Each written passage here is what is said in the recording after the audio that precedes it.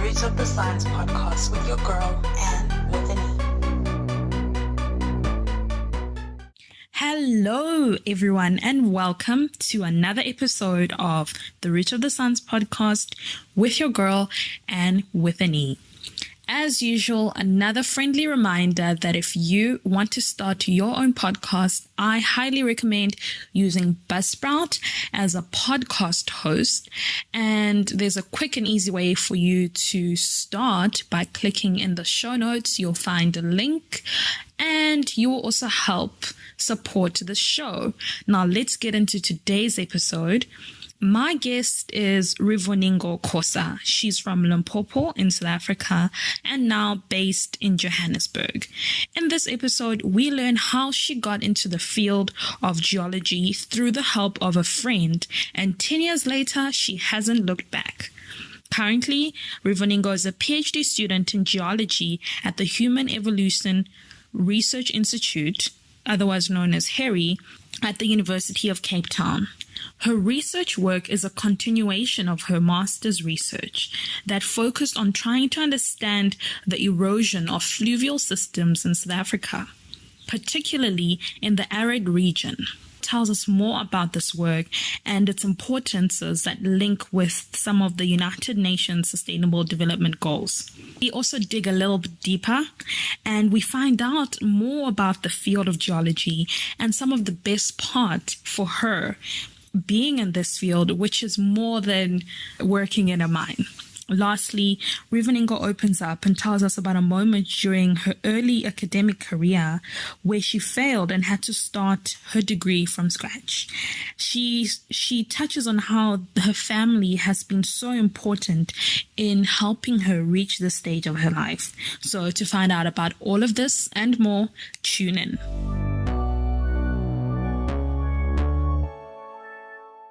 Hi, Rivoningo. Welcome to the show.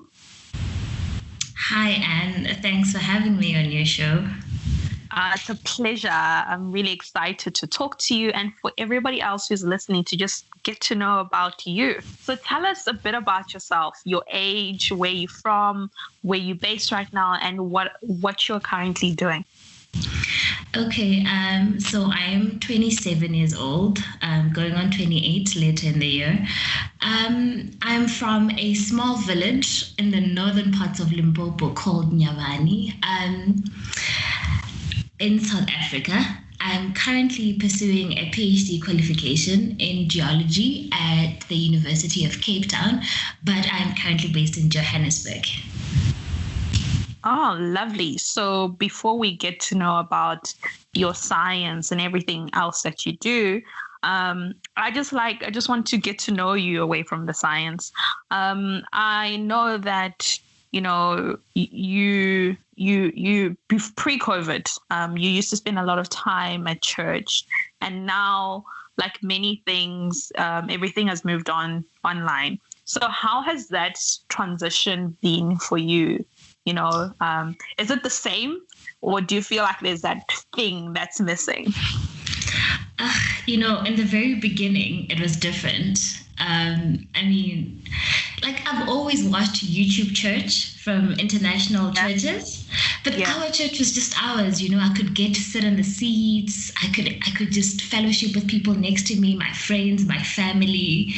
So just, watching our church online is still church, but there's that thing missing, Just seeing those empty seats, that I used to sit in and just spend time in, it's not the greatest of feelings, I must admit. But, I still enjoy church, but it really isn't the same. Yeah, I think you echo a lot of people's sentiments about that sense of interaction, that fellowship. Like as much as it's there, there's just something that's missing, and I think this can transcend even past religion rather, into other things, other events that have gone online.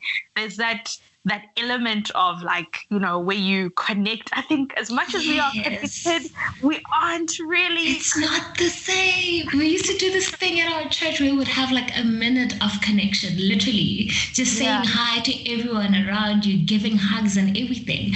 We can't even have that. hugs are illegal now. So Hey, it's illegal. You have to do the elbow touch. right? The same elbow you sneeze into, but hey, that's a story for another day. But it's just it's insane. It's very uncomfortable. Yeah, no, but I think this is, as they say, this is a new normal. I don't know how long it's going to take for everybody to go back to what we used to know and love. And I think that's another thing that most people can take away, that those things that we took for granted, that little 1 minute connection at church, or those moments with our loved ones, when we do have that opportunity to go back, it'll be really good to be like, oh my word, yay, again. Hey? This again. Exactly. So now, like I said, we're going to bring it back to the science. You said that you're doing geology, but before you even got to your PhD, I just wanted you to tell us what are some of the influences that actually got you onto this path of science, of STEM? Was it people who you knew? Was it a TV show? Or was it even something that you actually wanted to do? I know a lot of people probably going to think my answer is weird, but for me, I never saw myself as an office desk person. I always felt like I'd feel so bored, so trapped, waking up every morning, sitting at a desk, crunching numbers. I have nothing against accountancy and numbers and math and all of that stuff, but, just having science as an option for me meant the option of going outside, seeing the world, just experiencing this beautiful world that we live in beyond just the hustle and bustle of it all. Because, the beauty of what I do is I get to leave my space of comfort and I go into the outside world, sometimes in very compromised places, where you're sleeping in a tent in a little sleeping bag and you've got packets of food. It's when someone who crunches numbers thinks of that, they think, oh my God, why would you want to do that to yourself? But there's so many things you get to experience when you're out there. It's this level of peace, it's just beautiful. So for me, I didn't know geology was it for me, but I knew that a desk forever was not it. I always enjoyed life sciences. I think it was called biology back in the day.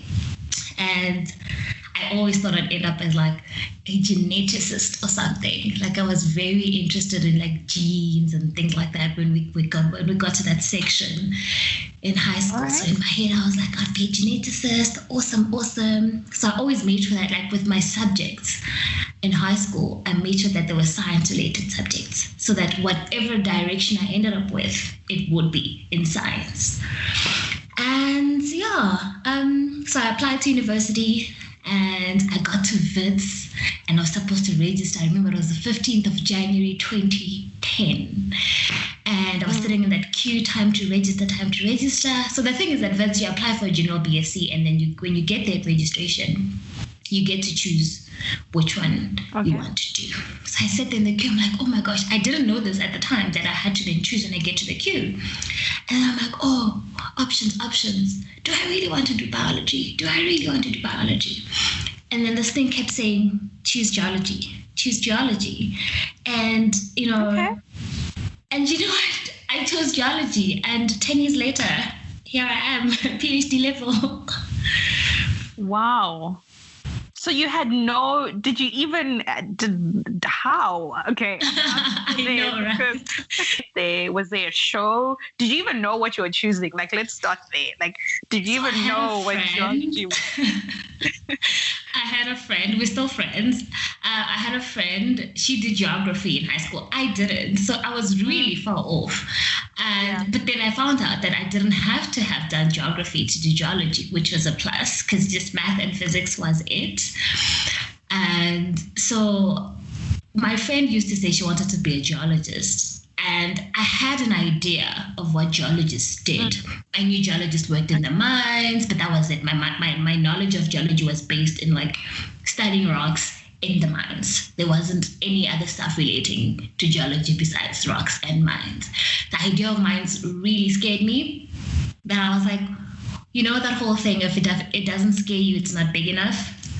I went with that, and yeah. So my friend introduced me to the idea of geology, and funny enough, she ended up not even studying geology. Oh wow, what a story! Right? What a story! So shout out to your friend, Yeah. for inadvertently helping you shape your whole career path. Actually, Right? It's crazy. So that's a good friend to have. So you said that you didn't know what geology was past the mine aspect of it. Yeah. So when you actually did it, were your expectations met or were they exceeded? They were exceeded because, oh my goodness, there are so many options. Because there's also still so many people that think geology is the mines. So when I tell them I'm studying geology, automatically they just want to say, oh, okay, so you're going to work in the mines. I'm like, no, I'm not, because mines scare me. They still do. And I'm not ending up there. Well, I don't know if I'll end up there eventually, but right now that's not where I'm at. So, there's just too many options. Right now, I'm sort of in academia, yes, and I'm a junior research scientist right now. So that has nothing to do with mines. So yeah, my expectations are really suppressed. Yeah, I can imagine. So you mentioned that you are you're doing your PhD in Cape Town at UCT, but you are based in Johannesburg, and you're doing your PhD in Cape Town. How is that working? So, unfortunately for me, because of COVID, I can't even go to Cape Town right now because, it's not allowed. But the intention was always for me to be based in Gauteng, because what I do for my work requires a certain piece of equipment that is based here. In Johannesburg, it's called an accelerator mass spectrometer, which is based at the LRFE Timber Labs, just next to Wits, actually. Funny enough. So I can't necessarily be based at my academic institution for that reason. Yeah. But I will make it's like remote learning. Yes, and at PhD level, it's not like you have any lectures to attend, right? It's just like a lot of research. So I can do research from anywhere as long as I have the internet. I mean, at some point, I'm going to have to go get some samples in the field, but unfortunately, that point is not now. But a lot of my sample preparation and analysis is going to happen here in Johannesburg, which is why I'm based here. Interesting. I love it. Thank you, internet, because like you said, we can do anything. Hallelujah. Thank you, internet. So I just wanted to find out your journey is pretty interesting. But how do you think, sort of, when you look back in terms of how you grew up, and how do you think that actually shaped your career or where you are right now, being at PhD level? How do you think that influenced you? I come from a family of diverse graduates. So for me, just ending up, I think I'm the only geologist in my family. Thinking back to the parentals and all the way to now, I think I'm the only geologist in the family. But the fact that there's so many diverse graduates in my family just made it so much easier for me to be free enough to do what works for me. And that's something I truly appreciate about the generation of our parents, and because they advocated so much for school and just education as a whole. I remember a few of the last memories I have of my mother. My mother passed away when I was 9. There were so many school-related things. My mom didn't get to go that far with her schooling. I think she was just not interested because some of her siblings did end up as educators and all of that. But my mom was more on the business side of things, but she never stopped advocating for education. Literally all 4 of my mother's children are graduates. So it's really just, just coming from that space and just that environment of people supporting education just encourages you. Some people are like, no, you are at this age, you should be working, you should be thinking marriage, all that whole channel of events that is supposed to happen in this particular way. But coming from the family that I come from, they've always been so supportive of however way you want to do, as long as it works for you, just do it. So my upbringing was amazing. Oh, that's so important, and I'm sure your mom is so proud of that and where you are right now.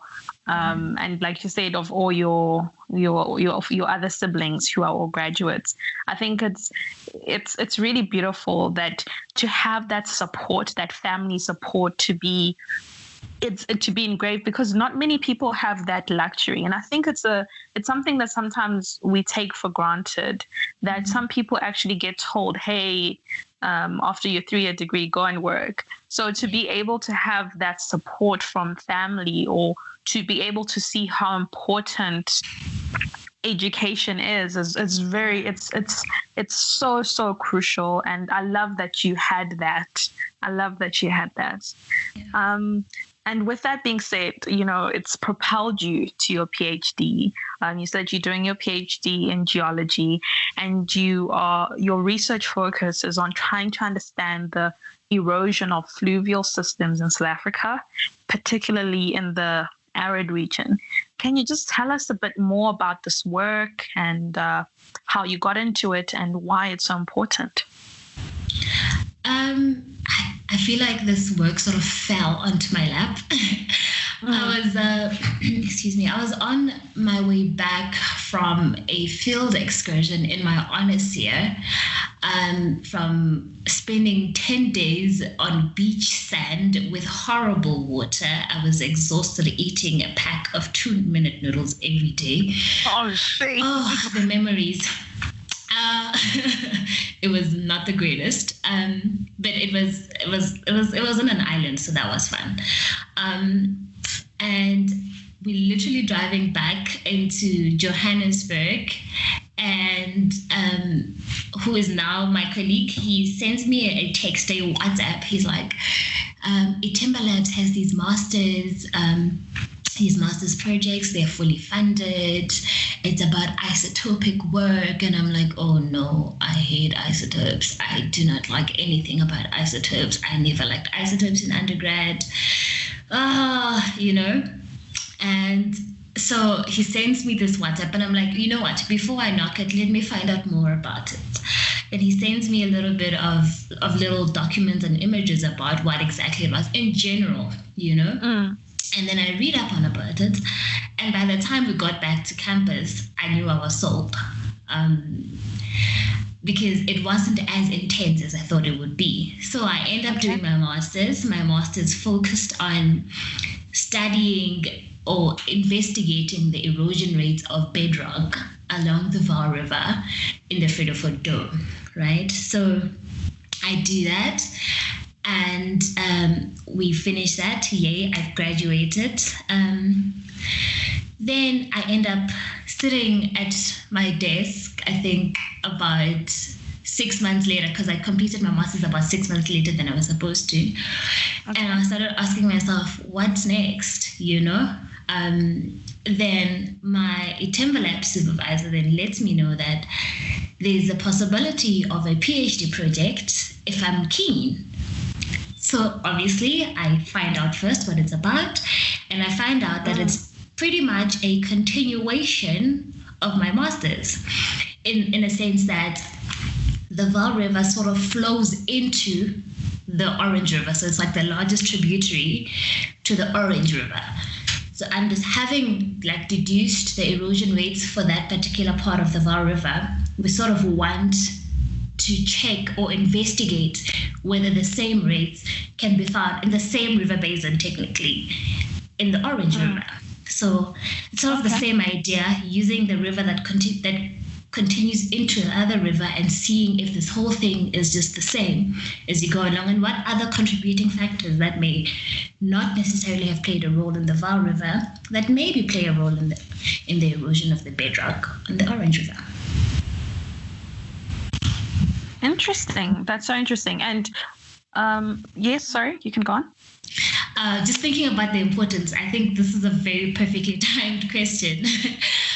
A week ago, had you asked me what the importance of my study is, I think I would have mumbled a lot of things. But I think now I am more in a comfortable place where I had to attend a course a couple of weeks ago that sort of brought the importance of my science to me as well. Because, sometimes you think I'm doing science for the sake of science. Nobody's interested in any of those things. So now in that course, I learned that there's something called the United Nations Sustainable Development Goals. And my study sort of fits into that, into just building capacity in the country and in Africa as a whole, and the whole, the countries that are the UN sort of, for the countries that fall under the UN, and just building the capacity of science in the world and just educating other people of the science so that they also want to be a part of the science. So another fun thing about where I'm based is that we are currently building these lab spaces, because for my master's, there were things that I couldn't do in South Africa. Yeah. That meant I had to go to Vermont in the US to do them. But having me go there meant that I could learn some things and come back and implement them here. So essentially building African capacity. So we are building these labs that are going to allow us to do everything in-house, that everyone else who comes behind us can be able to do these things here, and everything will be done within the country. So that's exciting. That's really exciting. Where are you building these labs? At the Itemba Labs research facility. So it's literally just by the foot of Wits. Oh, okay. All right. So it's very, very close. And just to mention that your PhD, it's part of the fellowship of the Hairy Institute, right? Yes, it is. It is. Had you asked me what that was last year, I would not have told you. It was quite an interesting conversation I had with Laura from Hairy as well, because she asked me how I found out about Hairy. Yeah, and it almost as if Harry found me. A lot of these things tend to find me. It almost as if Harry found me, because I personally contacted Robin Pickering, just asking for her to be my academic supervisor. Yeah, and we had a chat, and she was sold. And she was like, I think this is amazing. I know the people that you want to work with or that you've worked with. We actually had the same supervisor for her PhD. The supervisor she had for her PhD was my supervisor for my MSc. So that was also exciting. And I didn't know that at the time. We found out during the call. And then she saw it fit, being me, an African Black woman in South Africa, just in the sciences. For me, she saw me deserving, I guess, of being part of Hairy and the award that she gave me for my funding. Wow, congratulations. Quickly, just mention, we keep saying Hairy, and I'm sure to people they're like, what is Hairy? So can you explain what that is? So Hairy, because I'm sure they're like, hair? Hairy is the Human Evolution Research Institute. It's based at the University of Cape Town under the directorship of Dr. Robin Pickering. It's pretty much just an institute that looks into the human evolution, as it says. It's got a bunch of us that are lingering in there. They can go to the website, actually. I promise if they just type Hairy, HERI, it'll pop up. Yeah, and just to mention about your supervisor, Dr. Robin, she's the reason that we actually connected. So I love how all of these, it's really cool how you can meet one person and then they connect you to that. So there'll probably be more other women or other people rather from Harry who will be featuring on this podcast. And I'm so glad that you're one of the first ones that we are having to just talk more about what you're doing. It's really, really exciting. It is. I just wanted to ask you something as well when you're explaining about the field work. You mentioned that there's a lot of points where in your work you have to go out and you have to be out in the field for like 10 days at each noodles. For somebody who actually wanted to be a geologist and they're like, nah, that's not my vibe, it doesn't get better. It gets so much better. That's just like worst case scenario, to be honest. You get like really, really funded projects that literally take you to the best places. And just to defend my last statement on that noodles thing, I experienced the craziest things on that field excursion. I experienced like swimming with fish, literally in the Mozambican seas. It was beautiful. Literally just all around your legs, and you just, you're thinking, oh, this is overwhelming, but it's the most beautiful thing. You get in there, you open your eyes, and it's like just blues and oranges. It's gorgeous. Just so I can defend that poor place. But yes, you get projects that really do not send you into the bushes, because sometimes you find that the work that you're doing is not necessarily in the middle of nowhere. So rocks are everywhere. Rocks are under people's houses. So sometimes you end up in places that are just incredible, 5-star hotels even. So it really is dependent on where your study is based at the time. So yeah. And what's the best part about the work that you do? I know you mentioned that it's linked to some of the UN Sustainable Development Goals, or SDGs, and you're building capacity for Africans. But what else that gets you really excited? Like, hey, this is something that I'm doing, because ultimately you're going to be doing this for the next 3 years of your life. So what gets you excited about the field that you're in? The fact that it's very unpredictable. Sometimes you wake up and you think, oh, here we go again. It's the same thing every day. But the thing about geology, it's such an interdisciplinary science that you sort of pull from all the other sciences as you go along. You pull from your math, your stats, your chemistry, your biology even, It sort of encompasses everything, because you go out there, you pick up rocks, but there's plants there. So there's that happening. There's the geography around you, the beautiful places, yes. Then you get back, you do your analysis, you sit down, you look at the numbers, because it always does come back to numbers. That's your math and your stats. You work with equipment that is as big as the size of a 3-bedroom house. That's physics, just understanding the little electrovoltage things that I really don't understand. But there's so many things that geology tugs at that sort of doesn't box you into a thing where you're like, oh, I'm so bored. There's just always something else to learn. So I really find that interesting. That's really, really cool. I like how you said that it touches on a lot of things. So it's more than just, like you said, rocks. It groups everything, and it sounds really, really exciting. Just also, you've had some really great achievements. You've for your master's, you actually graduated cum laude. Congratulations. Thank you. You've made, you're part of the Golden Key Society, and you were part of a co-authored paper recently this year, which is really, really great. I mean, all of these exciting things.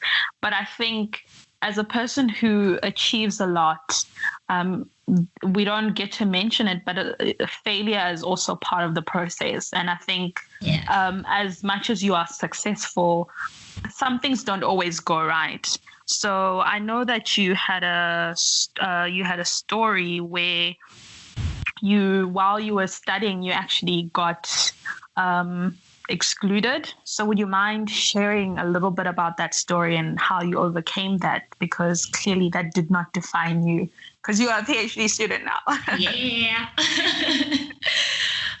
2010, I started my undergraduate degree at Wits. I registered for geology, and life was about to get interesting. It was my first time away from home. I still had siblings around, but it was my first time away from home. That was exciting. Coming from high school, you've got good enough grades to get into an academic institution as good as Wits, and you reckon you're smart enough. I mean, I had never operative word, had never failed a test in my life until Wits.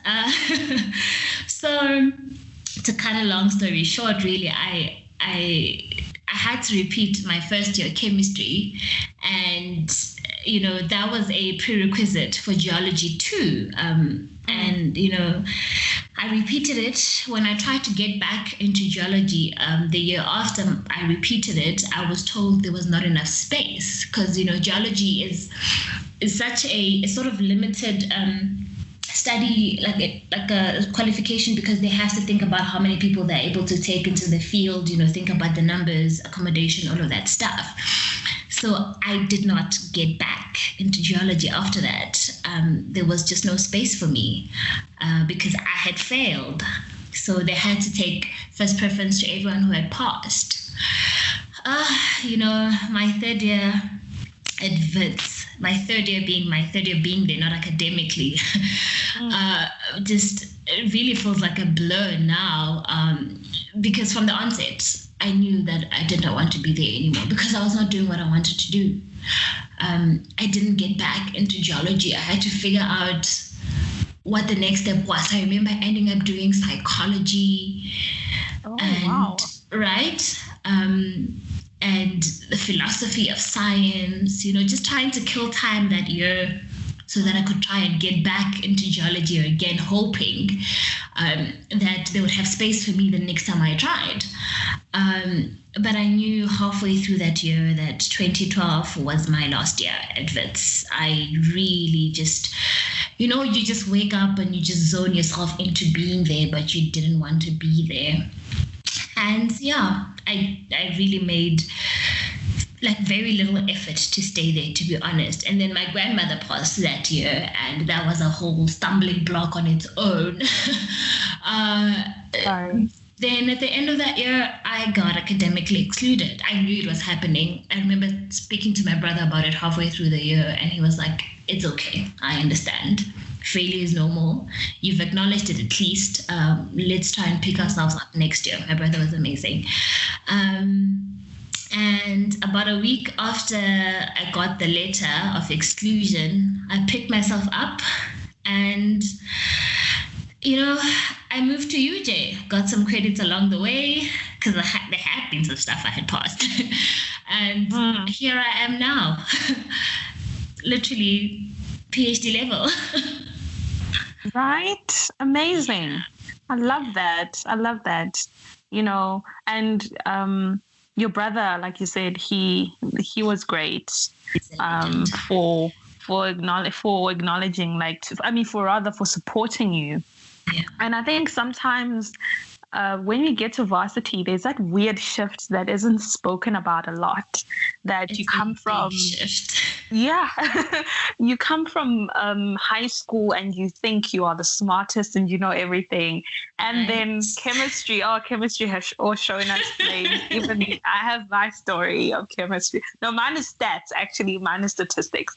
Mm-hmm. But where you fail a module and something happens, and in that moment you think that is it, because it's very hard to see yourself past that failure. But I'm glad that you had the support, and also, you had the passing of your grandmother also, which is a lot. So it's really great that you managed to pick yourself up. So you went and continued your honors at University of Johannesburg.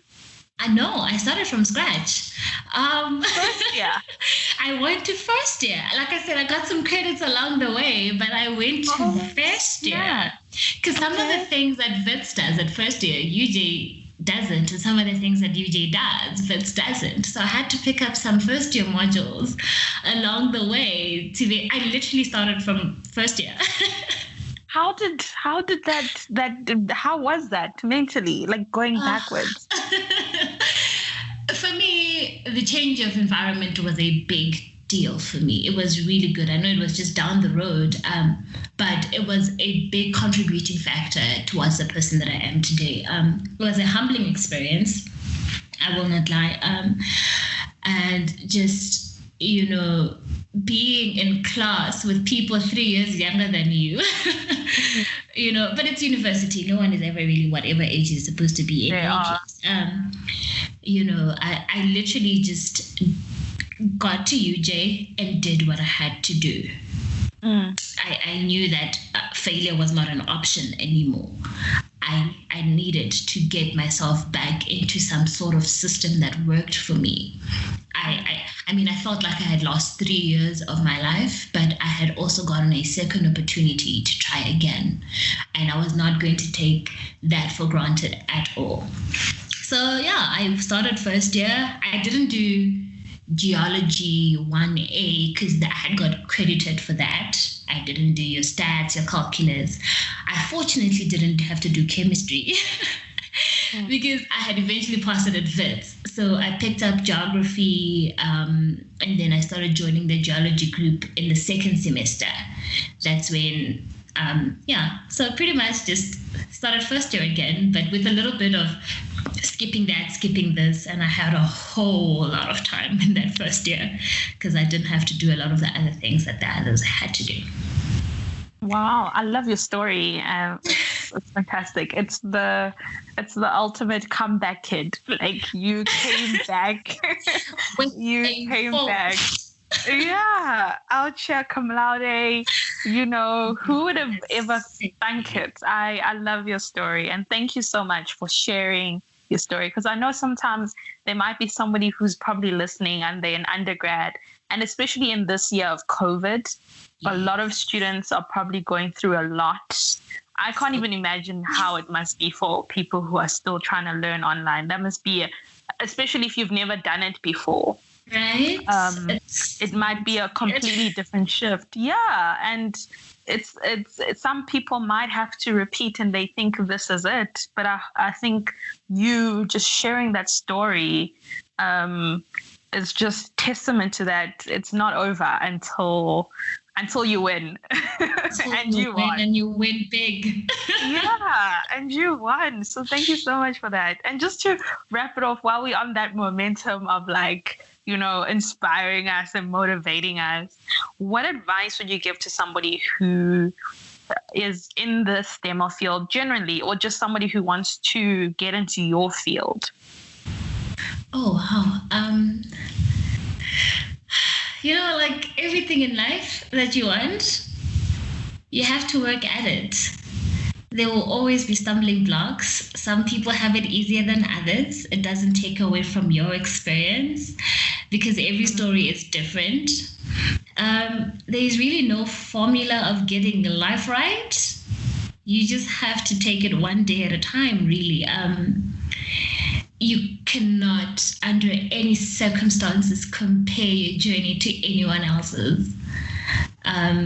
Everyone will always have something to say. But at the end of the day, you are on your journey and, just keep at it. It works out eventually. Look at me. Yeah, look at you. It works out. I think if somebody told you that when you were in first year at UJ again, like, hey, kid, you are going to be a PhD graduate, I'm sure you've been like, don't play with me. The biggest institutions in the world, I would have laughed in their face. Their face. But like you said, don't compare your story is not the same to the one next to you. We all have our own journeys and our own waves to ride. And thank you for sharing about your waves and all of the things that you're doing and just teaching us more about your field of study. I really enjoyed talking to you. Thank you for this wonderful platform that allowed me to share my story. Hopefully someone will get encouraged and just get in that STEM stuff. Yeah, and have more definitely. scientists. Definitely. And just for everybody else who's listening, thank you once again for tuning in to another episode of the Root of the Science podcast with your girl and with an E. Until next time, goodbye.